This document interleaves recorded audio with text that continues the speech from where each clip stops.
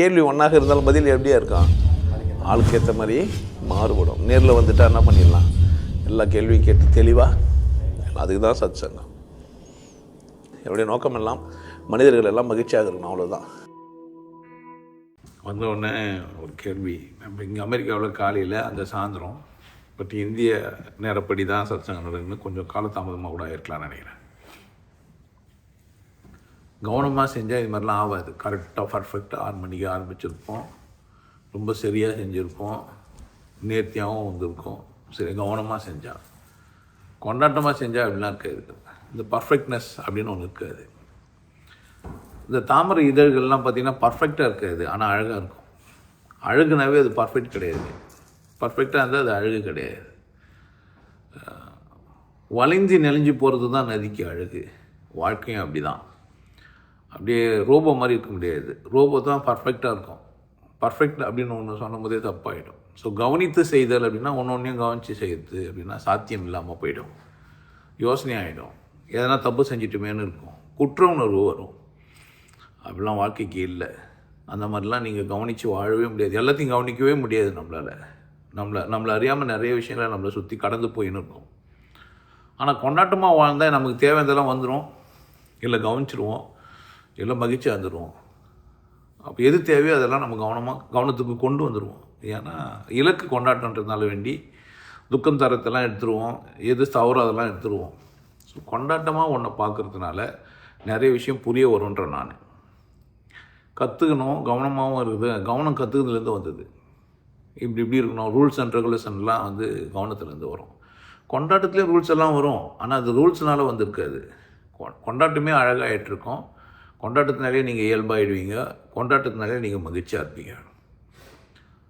ஒரு சமையல் செய்கிறீங்க, அப்படி ரிஜிடாக தண்ணி ஊற்றி அது இத்தனை டிகிரி போய் அதில் எடுத்து வந்து எவ்வளோ சென்டிகிரேடு சூடாகிடுச்சின்னு பார்த்துட்டு அதுக்காலமாக அரிசி போட்டு அப்படிலாம் செய்ய முடியாது. கொண்டாட்டமானால் ஒரு பாட்டு பாடினோம், ஒரு டான்ஸ் ஆடிக்கணும், இல்லை ஒரு பாட்டு கேட்டுக்கணும், இல்லை பக்தி பாட்டோ சினிமா பாட்டோ ஈவன் கேபரே டான்ஸோ ஏதோ ஒன்று பார்த்துக்கின்னு ஜாலியாக செய்கிறீங்கன்னு வச்சுக்கோங்களேன், அது நல்லா வரும்.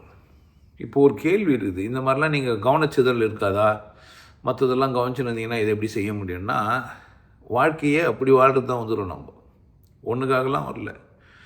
ரொம்ப கவனமாக வாழ்கிறோன்னா சாவு தான் பிறந்துக்கிறோம். வேறெல்லாம் ஒன்றும் சாதிக்க போகிறதே இல்லை.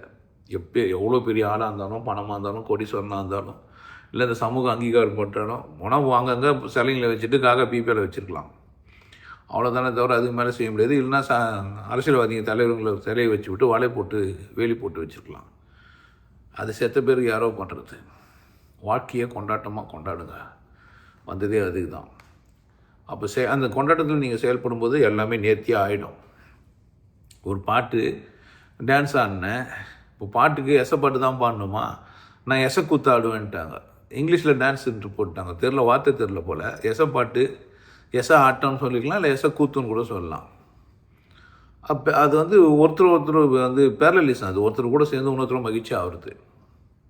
ஒருத்தர் இன்பம் தான் மற்றவங்களாம் அப்படியே அந்த இன்பத்தை வந்து ஸ்ப்ரெட் ஓவர் ஆகி மற்றவங்களுக்கெல்லாம் போகும். நீங்கள் கொண்டாட்டமாக இருந்தீங்கன்னா அவங்க சுற்றி இருக்கிற வீடு, உங்கள் வாசல், உங்கள் எதிர் வீட்டுக்காரர், பக்கத்து வீட்டுக்காரர், சைடில் இருக்கிறவங்க எல்லாமே நல்லா மகிழ்ச்சியாக ஆனந்தமாக அழகாக இருக்கும். கவனமாக செஞ்சால் ரோபோ மாதிரி இருப்பீங்க, கொண்டாட்டமாக செஞ்சால் மனுஷன் மாதிரி இருப்பீங்க. உங்களுக்கு எல்லாருக்கும் ஒரு விஷயம் சொல்றேன், ஆனந்த வாழ்வு அப்படின்ற ஒரு கோர்ஸ் யூடியூப்ல போட்டு வச்சு, ஹாப்பி லைஃப் கோர்ஸ். நீங்க மெம்பர் ஆனீங்கன்னா ஆனந்த வாழ்வு கோர்ஸ் நேரடியா நீங்க யூடியூப்ல பார்க்கலாம். ஃபேமிலியா டிவில போட்டு என்ன பண்ணலாம், எல்லாரும் ஃபேமிலியா போட்டு பார்க்கலாம். ஒருத்தர் தான் சப்ஸ்கிரைப் பண்ணீங்க, 5 பேர் 6 பேர் என்ன பண்ணலாம், நீங்க அதை பார்க்கலாம். வாய்ப்பு பயன்படுத்திக்க. இறைவை உணர்வோம், இன்பத்தில் கிடைப்போம், குருசில யோகிய நாடு, உன்னை நீ கொண்டாடு, கொண்டாட்டம் உனது பிறப்புரிமை, மதம் மறப்போம், மனிதம் வளர்ப்போம். நல்லா இருங்க, சிறப்பாக இருங்க, கொண்டாட்டமாக இருங்க. உங்களை நீங்கள் மதிப்பு மிகுந்தவராக மாற்றுறது உங்கள் கையில் தான் இருக்குது. நல்லா இருங்க. நான் ஒரு வாய்ப்பு என்னை பயன்படுத்திக்கலாம். நல்லது.